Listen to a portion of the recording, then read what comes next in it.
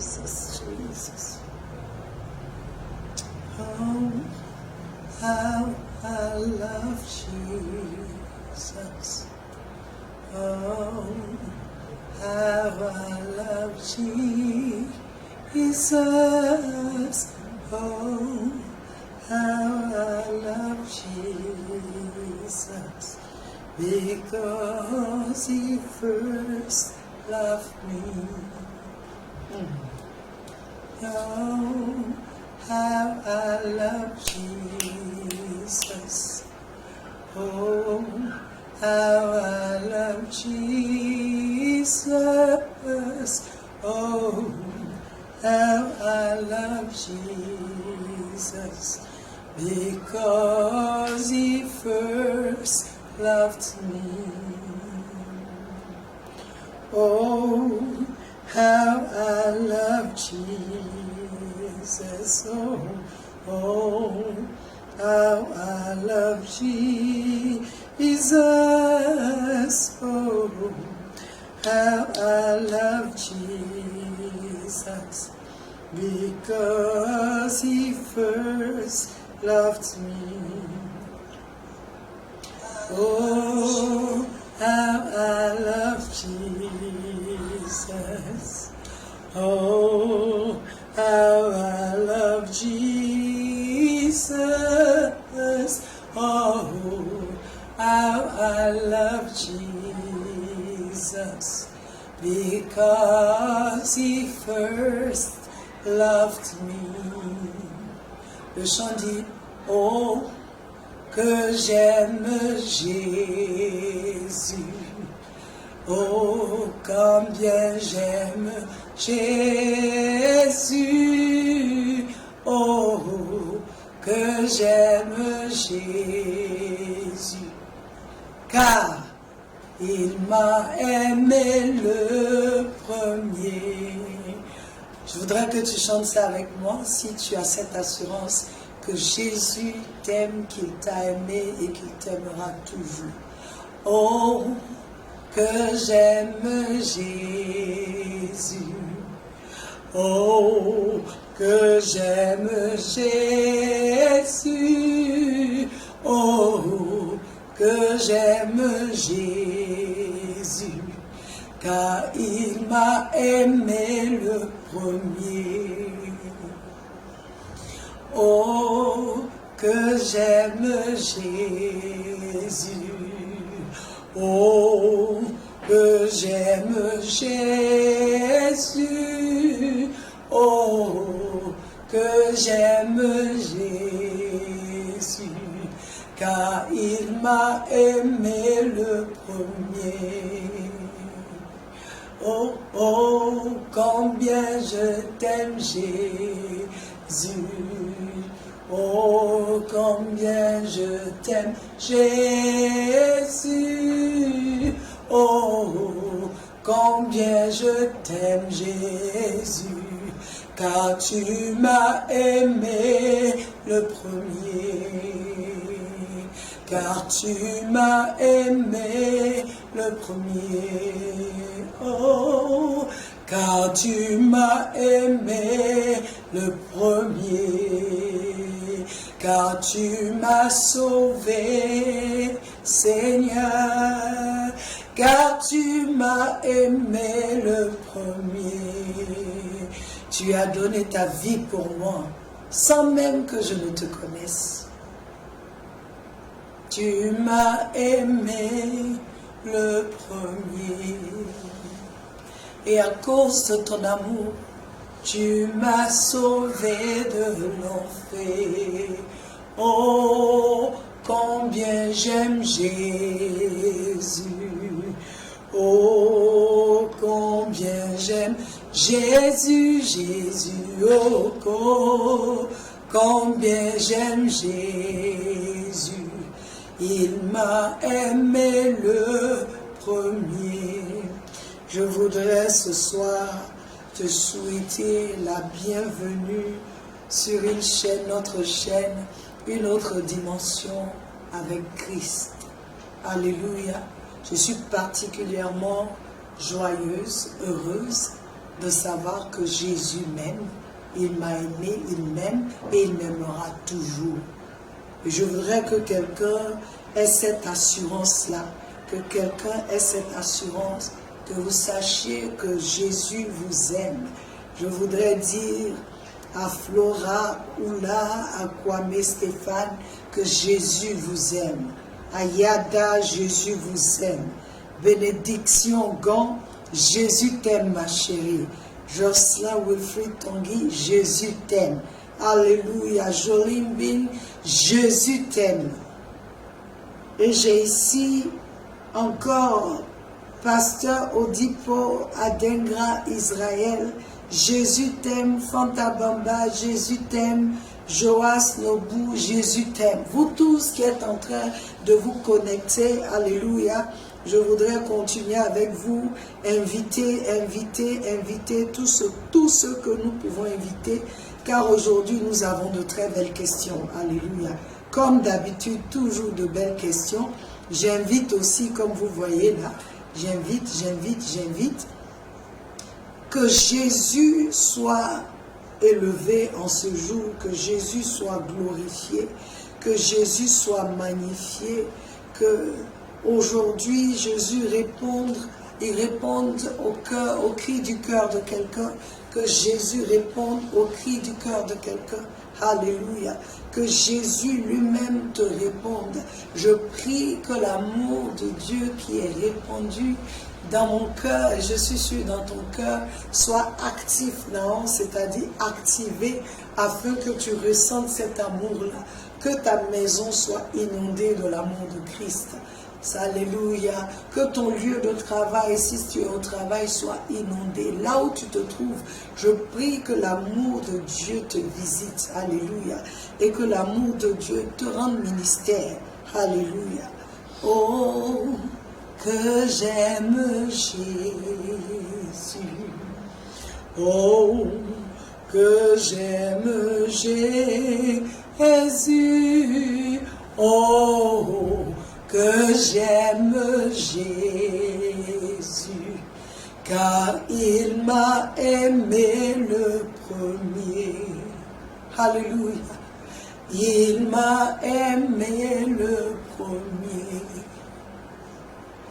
Il s'est donné pour moi, pour toi aussi. Alléluia.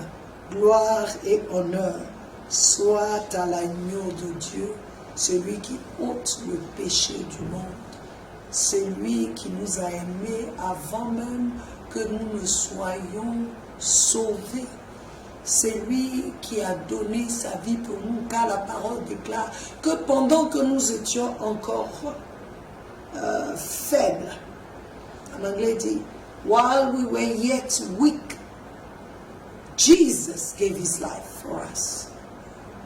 C'est-à-dire toi et moi, quand nous étions encore dans le péché, ne connaissant pas, faisant nos choses, il nous a aimés. Il n'a pas attendu que tu sois bien correct. Il n'a pas attendu cela. Non, il nous a aimés. Il est allé à la croix. Alléluia. Il y a plus de 2000 ans. À Golgotha, lorsqu'il agonisait, il pensait à toi. C'est pourquoi il est écrit, Dieu a tant aimé le monde qu'il a donné son Fils unique, afin que quiconque croit en lui ne périsse point, mais ait la vie éternelle. Je voudrais que tu saches que Dieu t'aime, pas parce que tu es bon, pas parce que tu es beau, non.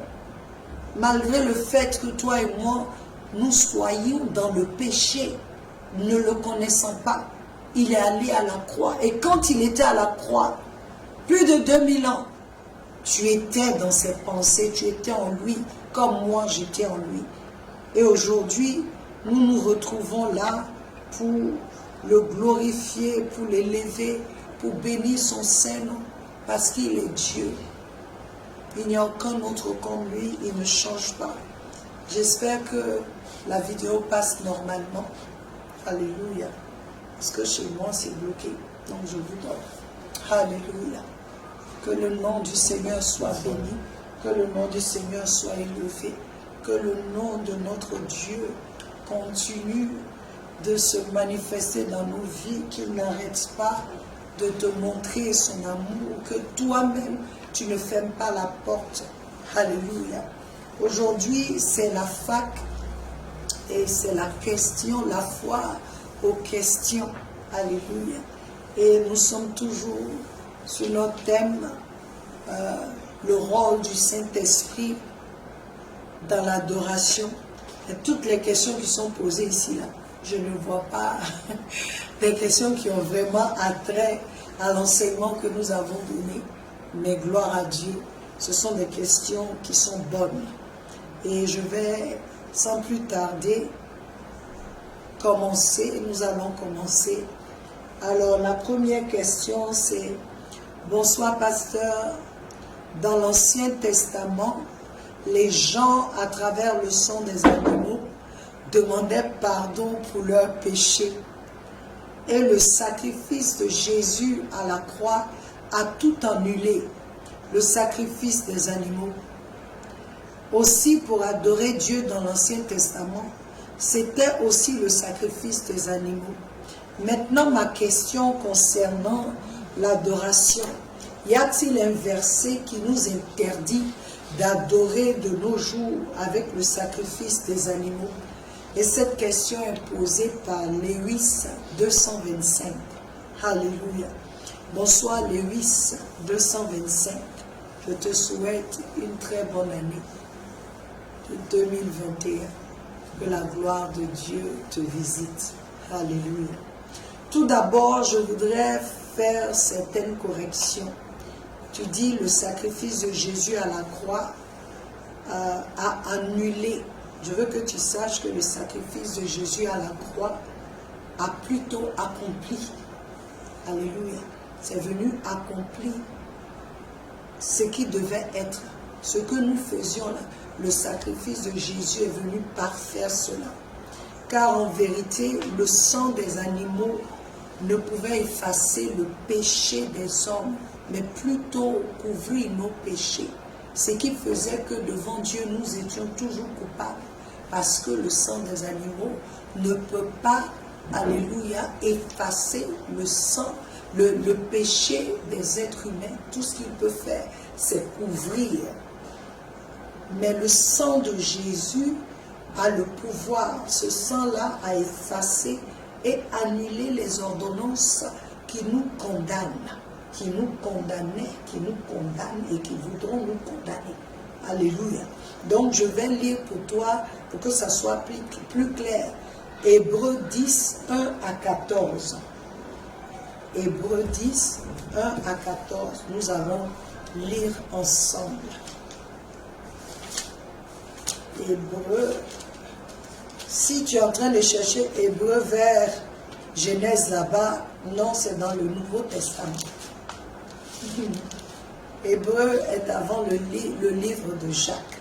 Alors je vais lire Hébreux 10, versets 1 à 14, qui te donne une réponse à ta question.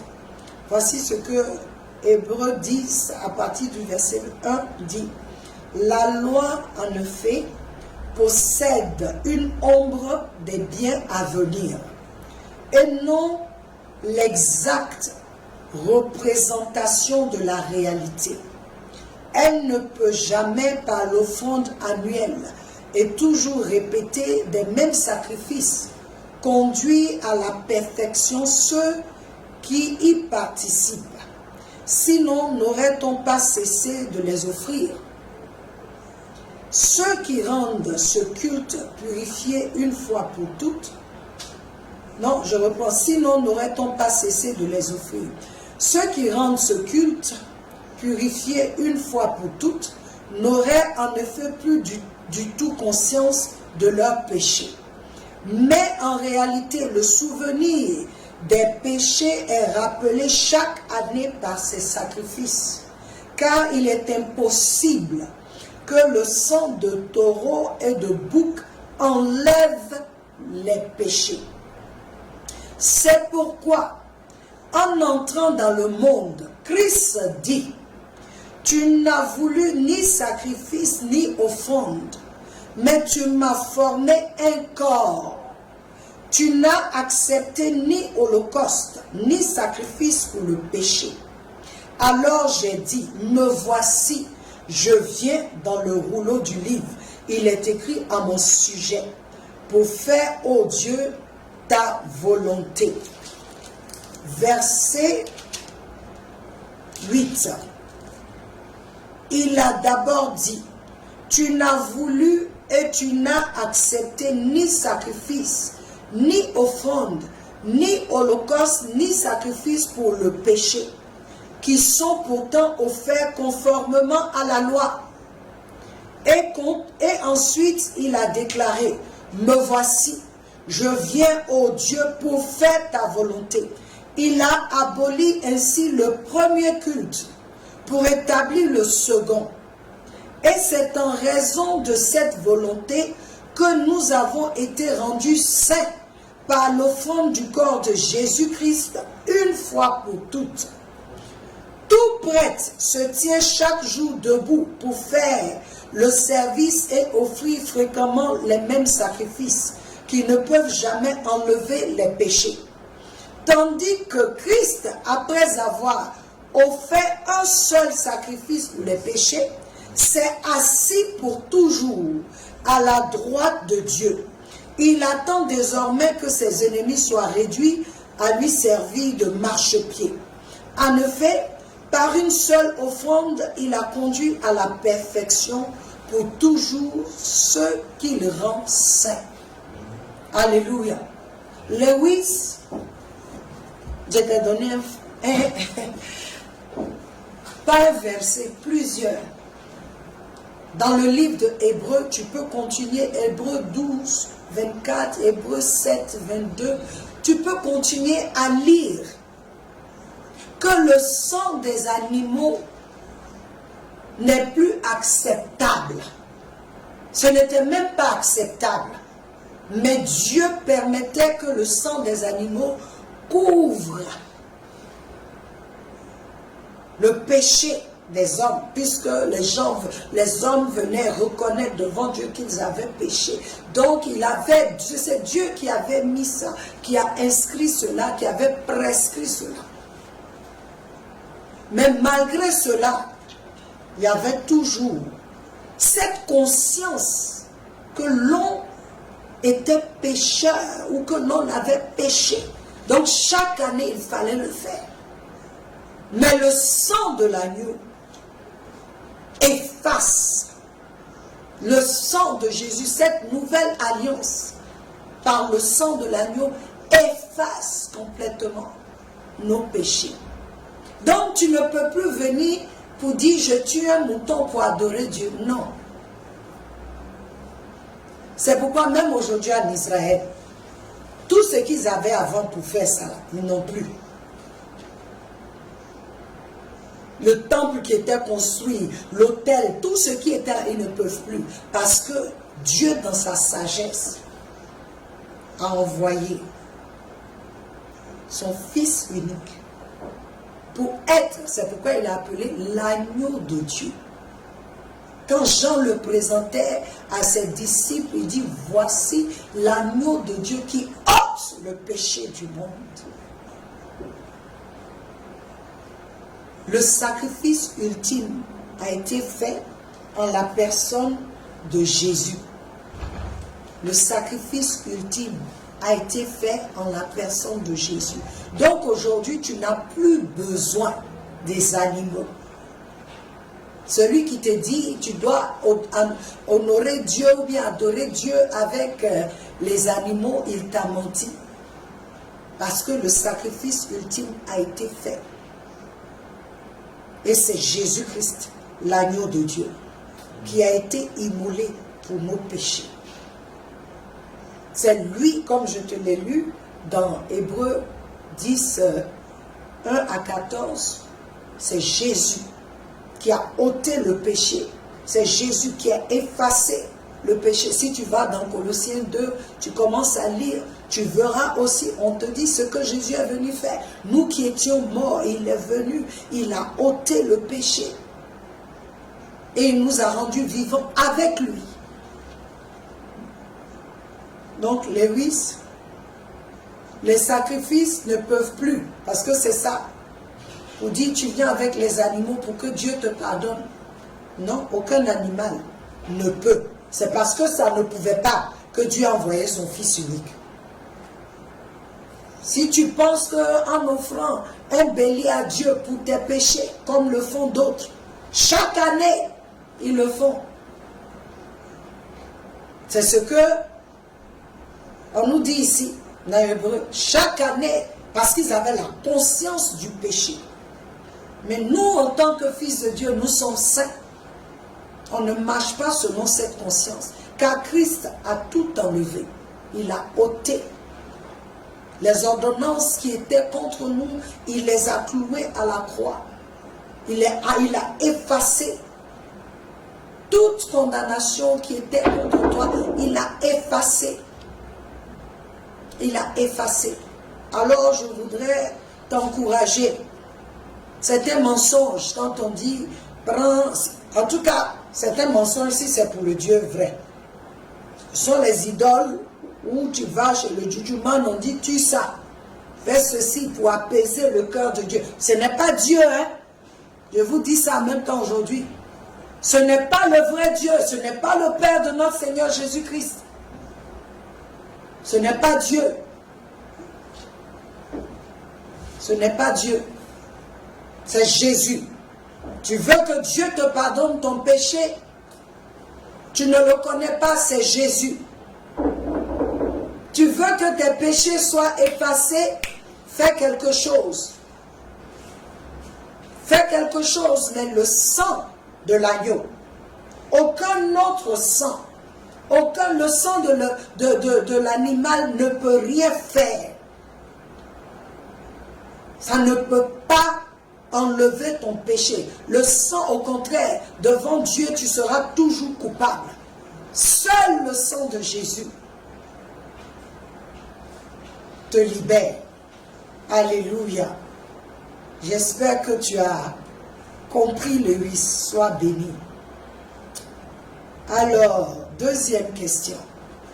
Les chrétiens d'avant adoraient Dieu avec les biens, le meilleur de leur production. Pourquoi de nos jours, l'adoration se limite seulement à passer un temps dans la présence de Dieu, à chanter et autres? À qui la faute? Les fidèles ou les enseignants de la Bible? Alléluia. Donc ici, on a quoi? 3 questions. Geoffrey France, bonsoir Geoffrey, et bonne et heureuse année à toi. Geoffrey dit, pourquoi de nos jours l'adoration se limite seulement à passer un temps dans la présence de Dieu, à chanter et autres? Je vais d'abord te dire que ça, c'est pas vrai. C'est pas vrai du tout. L'adoration, ce n'est pas seulement passer un temps dans la présence de Dieu, à chanter et autres. Si tu as écouté l'enseignement, l'adoration est plus que ça. Et à savoir pourquoi les choses ont changé, ce n'est pas comme d'habitude. Là, c'est très simple. L'homme a d'autres priorités. L'homme a d'autres priorités. L'adoration ne commence pas le dimanche à l'église. Car Jean 4 nous dit, Dieu cherche de vrais adorateurs. Il n'a pas dit Dieu cherche des gens qui vont l'adorer un jour dans la semaine. Il dit des adorateurs. Ça veut dire que c'est de façon continue. Des personnes qui ont un style de vie d'adoration. Et cela, ce n'est pas le chant d'abord. Le chant n'est qu'une résultante de cette vie d'adorateur. Le chant, là, c'est le bout de l'iceberg. Il y a un travail en bas. Il y a une fondation, une base qui fait que tu viens, tu peux exprimer cela par des chants. Mais sinon, c'est pas chanter d'abord qui est l'adoration. L'adoration, un adorateur, c'est quelqu'un qui vit une vie d'adoration, une vie qui adore Dieu dans tout ce qu'il fait, dans tout ce qu'il est. La vraie adoration commence par une vie qui honore Dieu. La vraie adoration, par une vie qui craint Dieu. La vraie adoration, c'est une personne, on dit en anglais, qui est complètement sold out, qui est dévouée complètement à Dieu, qui craint Dieu dans tout ce qu'il fait, dans tout ce qu'il dit, qui n'est pas double, qui est chrétien aujourd'hui et puis demain il n'est pas chrétien. Non, non, non. Le vrai adorateur, c'est celui qui vit pour Dieu. Alléluia. Maintenant, est-ce la faute aux fidèles ou aux enseignants de la Bible? C'est la faute aux deux. Parce que les fidèles, comme je t'ai dit, l'homme a une autre priorité. Nous avons d'autres priorités que Dieu. L'homme est sur lui-même. L'homme cherche les choses pour lui. L'homme cherche à subvenir à ses besoins. L'homme cherche, comme on dit en Côte d'Ivoire, il se cherche. L'homme a des rêves maintenant où Dieu n'est pas dedans. Pour un bien-être, être riche, en tout cas, faire des bling-bling quoi, aux yeux des autres. L'homme cherche à s'affermir ou à s'affirmer sans Dieu. Donc ce genre de priorité ne va pas te conduire à adorer Dieu. Toi-même, tu deviens l'objet d'adoration. L'homme s'adore lui-même. Il s'aime trop. Quant à nous, les enseignants, est-ce que nous mettons beaucoup d'accent sur une vie d'adoration? Je ne sais pas. Est-ce que les messages que nous prêchons sont des messages qui encouragent les hommes et les femmes à avoir Dieu comme leur priorité? Je pense qu'il y a beaucoup d'enseignants qui le font. Il y a d'autres aussi qui sont des enseignants de vente. Et aussi, ils viennent te dire ce que tu vas entendre afin que tu banques sur eux. Donc, il y en aura un peu partout.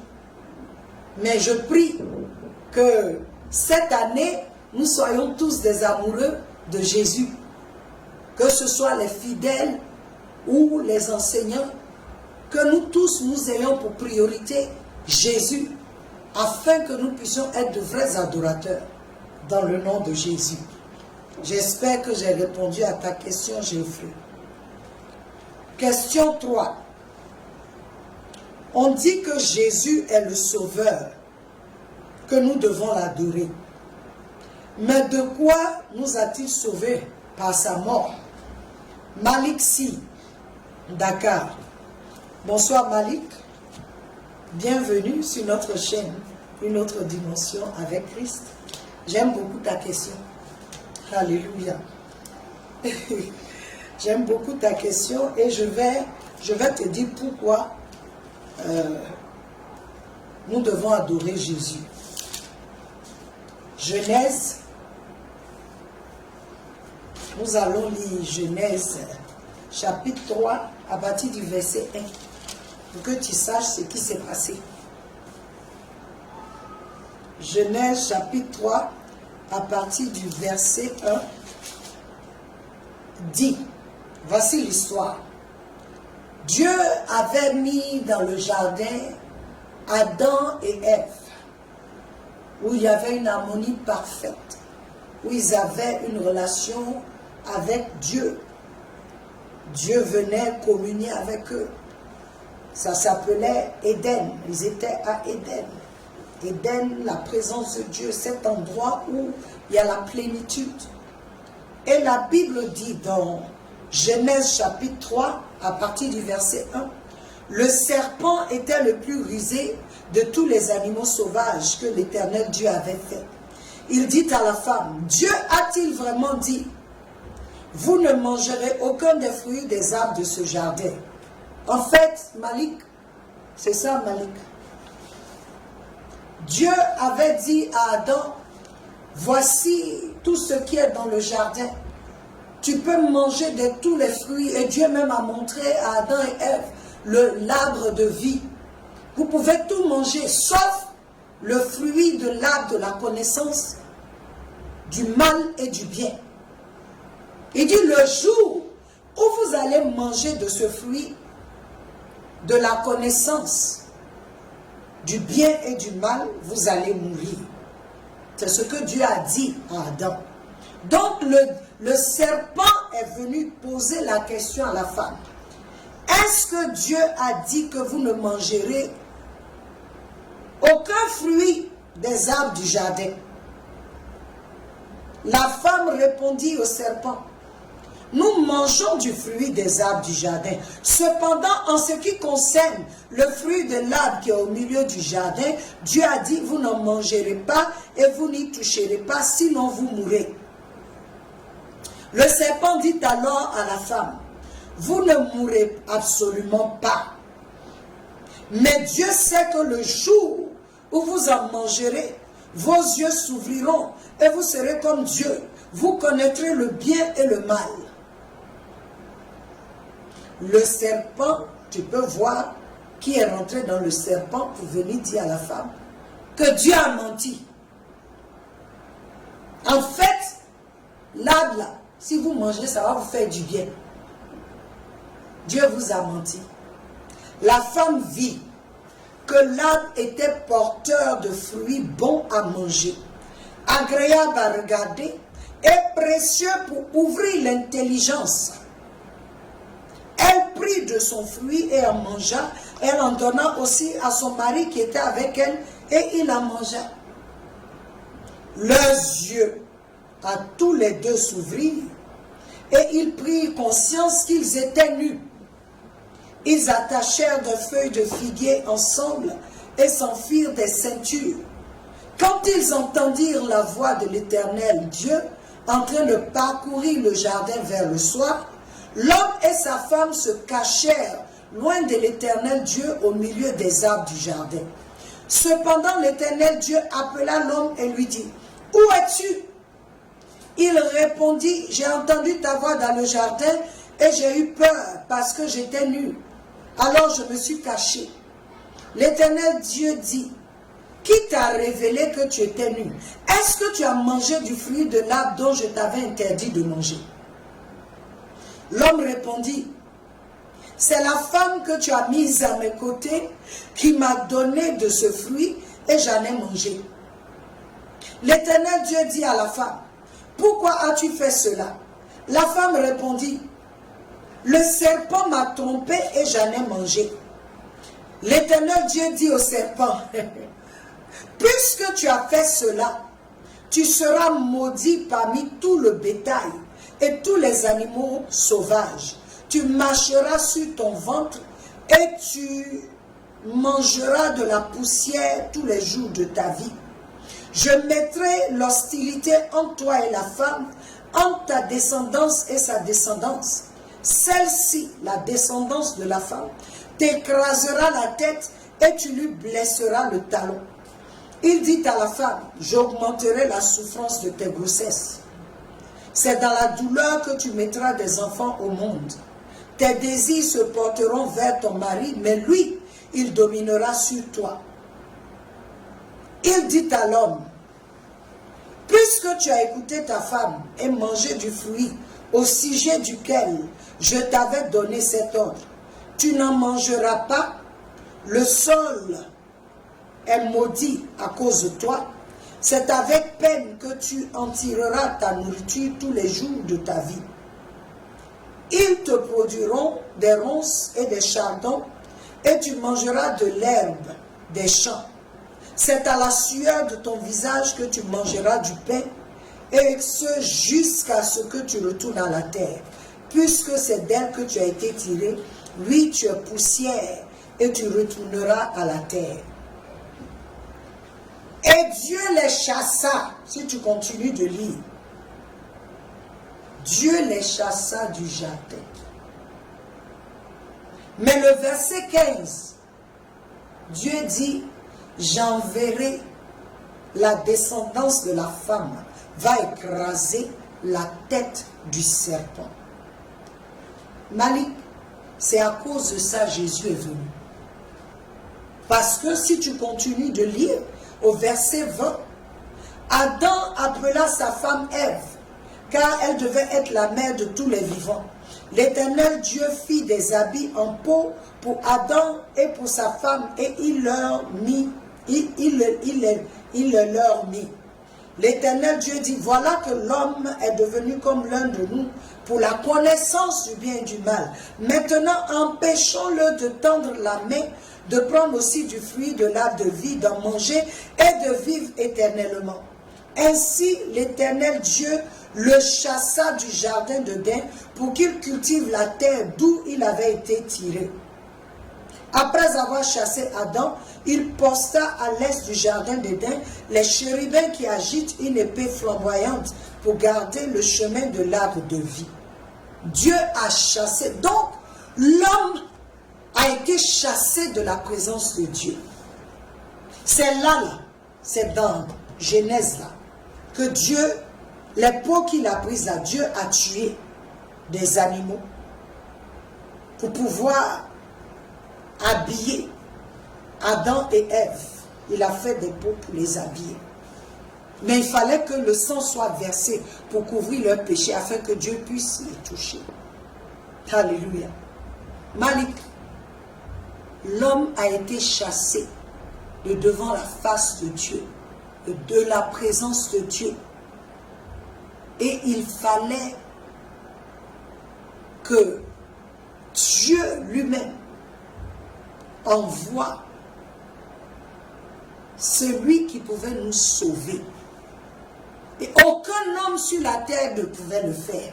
Parce que tous les hommes sont nés d'Adam et Ève. Ils ne sont pas nés des singes. Tous les hommes sont nés d'Adam et d'Ève. Donc qu'est-ce que Dieu fait?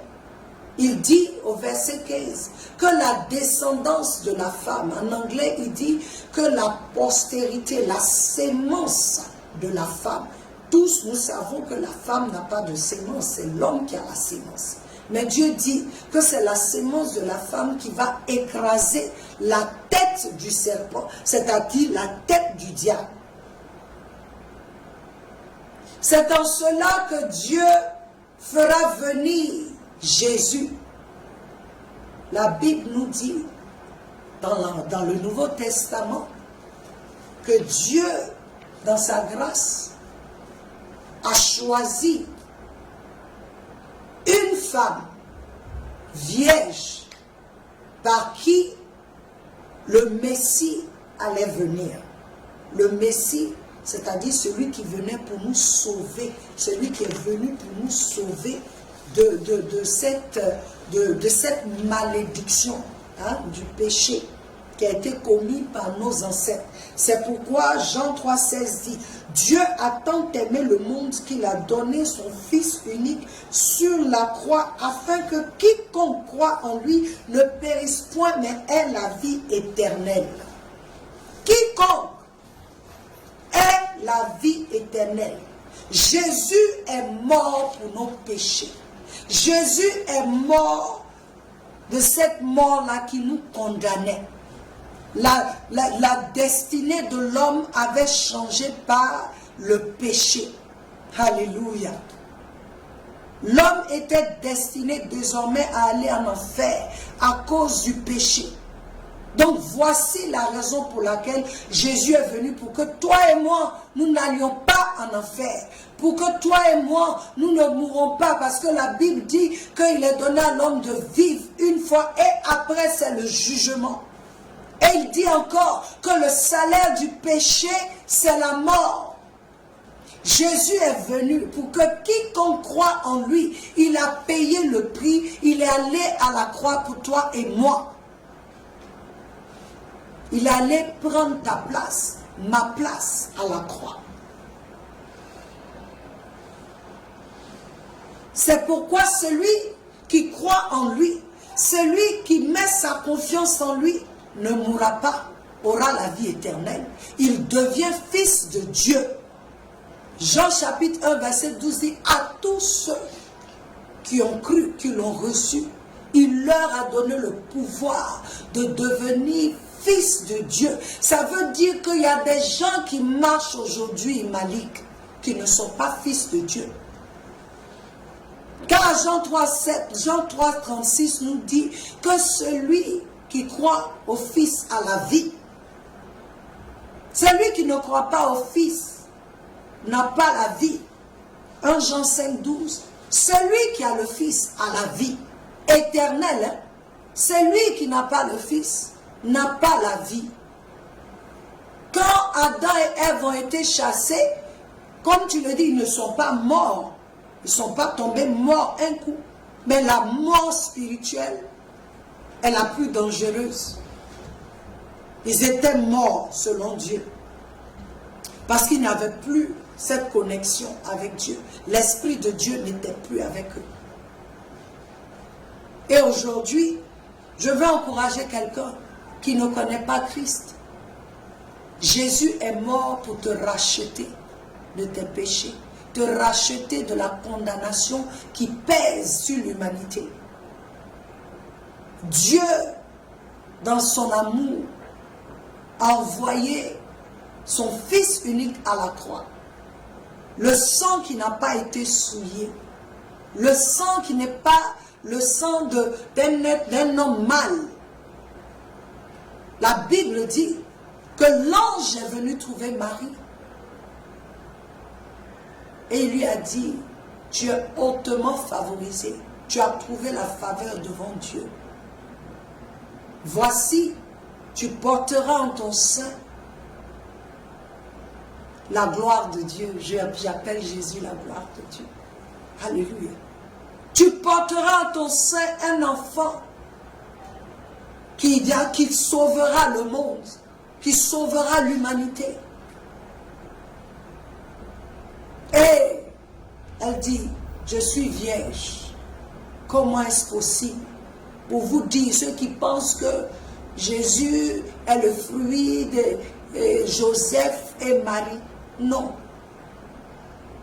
La Bible dit que le Seigneur, l'Esprit de Dieu est venu sur elle. Et la puissance d'en haut l'a couverte. Parce qu'elle a entendu la parole, elle a accepté. Alors, cette parole est devenue chair en elle.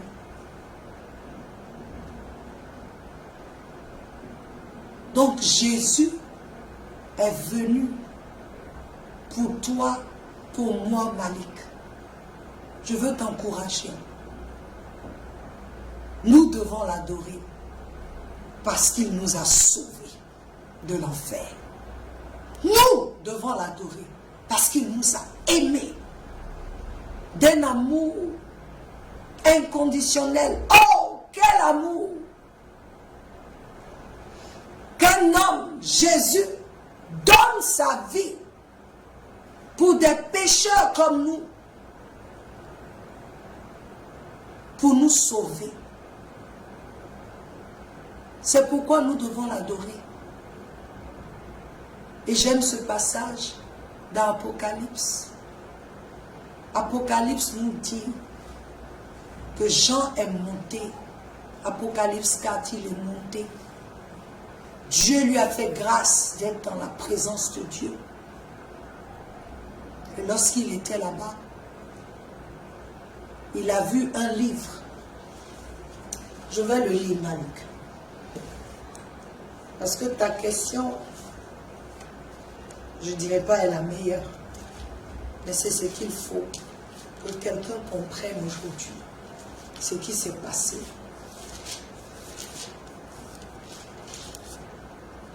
Apocalypse chapitre 5 nous dit, puis je vis dans la main droite de celui qui était assis sur le trône, un livre écrit à l'intérieur et à l'extérieur, fermé grâce à 7 sceaux.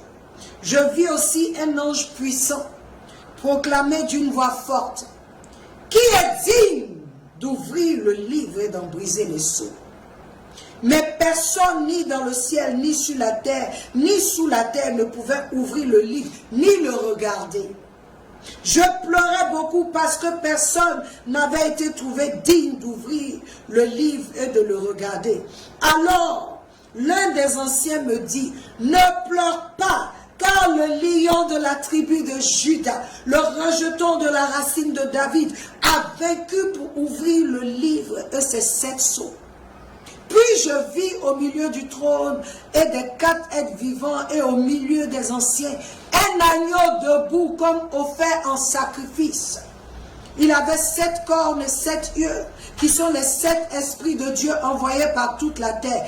Il vint prendre le livre de la main droite de celui qui était assis sur le trône. Quand il eut pris le livre, les 4 êtres vivants et les 24 anciens se prosternèrent devant l'agneau. Il adorait.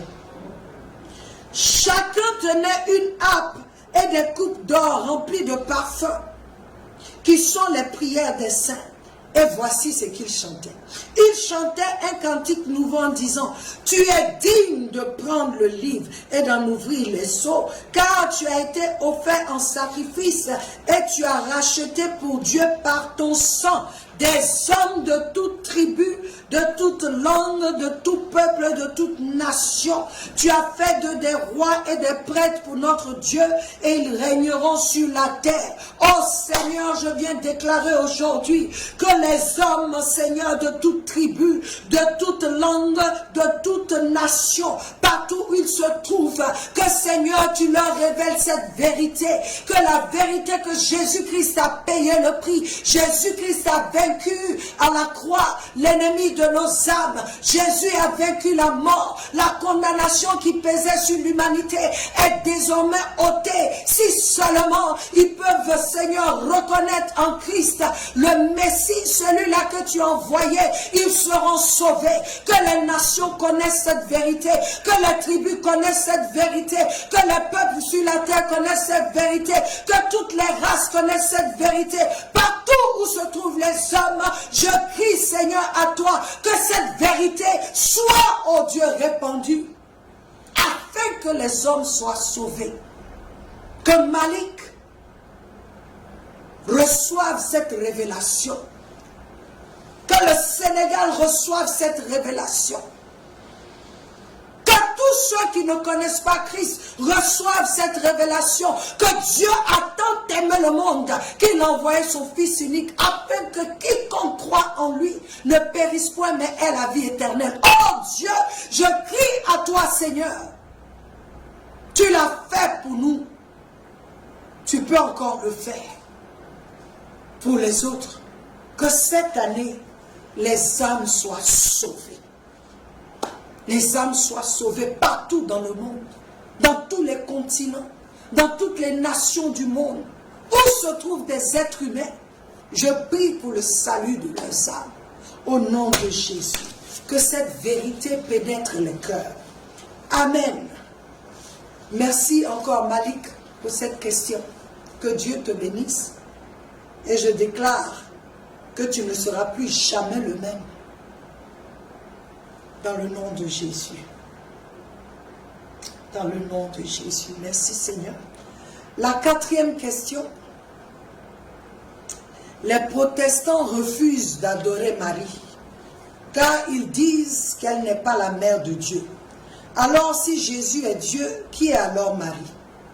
Fatih. Bonsoir Fatih. Je veux même de manière logique, est-ce que Dieu qui a tout créé peut être né de quelqu'un, de ce qu'il a créé? Est-ce que le Créateur peut être né de la créature? Ésaïe 9:6 nous dit, car un enfant nous est né, un fils nous est donné, et le gouvernement sera sous son épaule. Son nom s'appelle Merveilleux Conseiller, merveilleux conseiller, le Dieu puissant, le Père éternel, le Prince de paix. Je voudrais que tu saches, nous l'avons lu tout à l'heure, Hébreux 10, 11. Hébreux 10, 11, je vais encore le lire. Hébreux 10, 11 nous dit quoi ici? Hébreux 10, 11. Tout prêtre se tient chaque jour debout pour faire le service et offrir fréquemment les mêmes sacrifices qui ne peuvent jamais enlever les péchés. Tandis que Christ, après avoir offert un seul sacrifice pour les péchés, s'est assis pour toujours à la droite de Dieu. Je veux même te lire Hébreux 1 pour que tu saches que Jésus est Dieu. Hébreux 1, il dit ici, après avoir autrefois à de nombreuses reprises et de bien des manières parlé à nos ancêtres par les prophètes, Dieu dans ces jours qui sont les derniers nous a parlé par le Fils. Il l'a établi héritier de toutes choses et c'est par lui aussi qu'il a créé l'univers. C'est par le Fils que l'univers a été créé. Le Fils est le reflet de sa gloire et l'expression de sa personne. Il soutient par sa parole puissante après avoir accompli au travers de lui-même la purification de nos péchés. Il s'est assis à la droite de la majesté divine dans les lieux très hauts. Il est ainsi devenu d'autant supérieur aux anges qu'il a hérité d'un nom bien plus remarquable encore que le leur. En effet, auquel des anges Dieu a-t-il dit: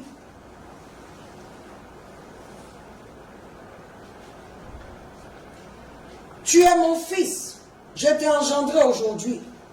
Et encore, je serai pour lui un père et il sera pour moi un fils. Par contre, lorsqu'il introduit le premier-né dans le monde, il dit que tous les anges de Dieu se prosternent devant lui. De plus, au sujet des anges, il dit, il fait des anges, des esprits et de ses serviteurs une flamme de feu. Mais il dit au Fils, écoute cette partie, verset 8, ton trône, ô Dieu, est éternel. Le sceptre de ton règne est un sceptre de justice. Dieu dit au Fils, ton trône, ô Dieu, est éternel. Le Fils de Dieu est Dieu. Alléluia. Il est Dieu. Donc je voudrais que tu comprennes cela. Jésus dit encore aux pharisiens qui le fatiguaient. Tu sais ce qu'il leur dit? Quand il parle à Jésus, Jésus leur dit, avant que Abraham ne soit, je suis. Bon, il faut me dire, s'il dit qu'il est avant Abraham et Marie, Fatih, si Jésus dit, je suis avant Abraham et Marie alors, je veux que tu saches, dans le livre d'Hébreux, Jésus nous dit, là il est écrit, Dieu dit dans le livre d'Hébreux, on a lu ça, tu n'as pas voulu de sacrifice ni d'holocauste, mais tu as créé pour moi, tu as préparé un corps pour moi. Vous savez, cette question est tellement profonde. Il dit, tu as préparé un corps pour moi. Ce que Marie a enfanté là, c'est un enfant.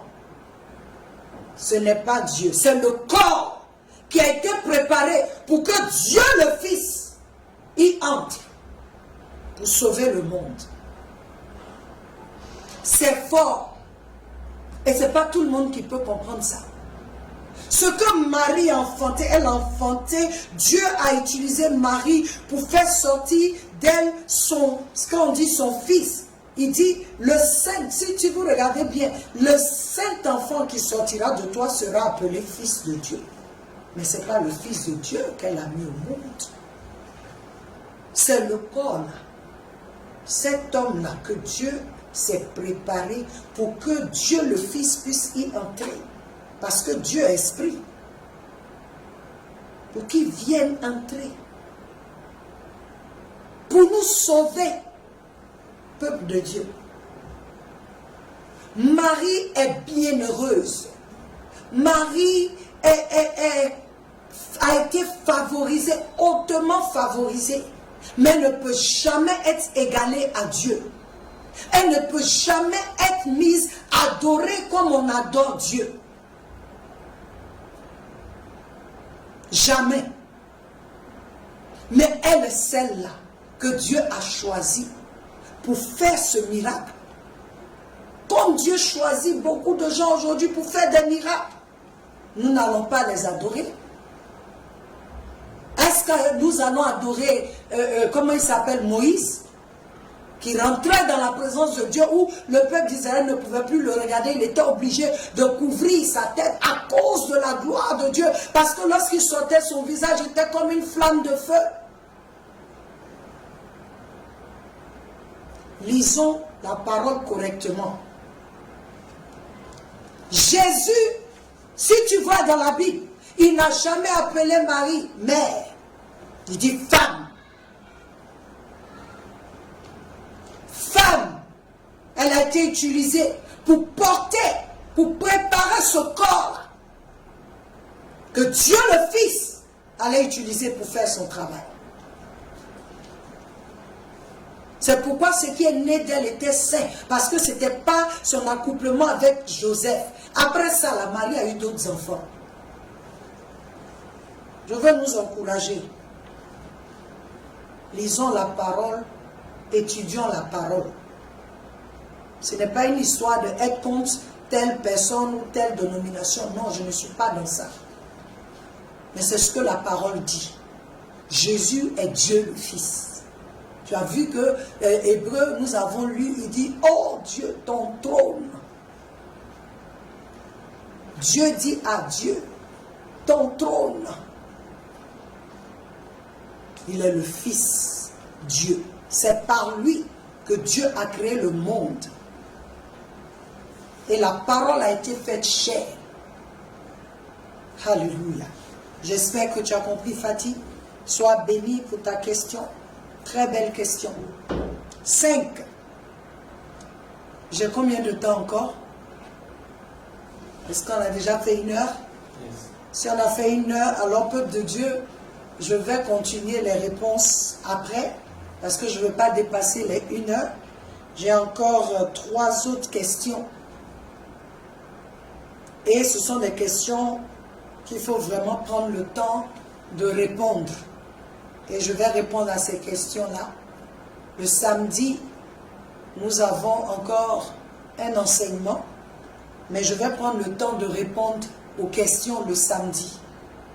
J'ai la question de Anonyme Cameroun, Lambert Lyon et Anonyme Côte d'Ivoire. Donc vous pouvez encore poser des questions. Si vous en avez, nous allons répondre à ces questions. Alors je veux nous encourager sur cette note à encore réécouter les enseignements et aussi encore écouter les questionnaires, questions-réponses, la fac, pour que chacun puisse y trouver son compte. Je prie que nous ne soyons pas dans la religion, que nous marchions dans la vérité, que Jésus, nous donnions à Jésus la place qui lui est due. C'est dans le ciel, c'est devant lui que tous se sont prosternés à cause de l'œuvre qu'il a accomplie pour l'humanité. Dieu l'a élevé au-dessus de tout. Il lui a donné un nom au-dessus de tous les noms. À la mention du nom de Jésus, tout genou fléchit dans les ciels, dans les cieux, sur la terre et sous la terre. Alors, je voudrais t'encourager. Il y a un seul qui est digne d'être adoré. Dieu le Père, le Fils et le Saint-Esprit. Soyez bénis. Que l'Éternel vous bénisse, qu'il veille sur vous, qu'il vous guide, que la vérité prévale dans vos cœurs, dans vos maisons, que le Dieu de gloire se manifeste pour vous en faveur, en votre faveur. Que tous ceux qui ont besoin d'intervention divine, je prie que mon Dieu, le Père de notre Seigneur Jésus-Christ, par son Esprit Saint, intervienne dans vos vies. Qu'il fasse ce que l'homme ne peut pas faire. Que vous vous donniez à lui complètement. Au nom de Jésus, soyez bénis. Amen. Amen.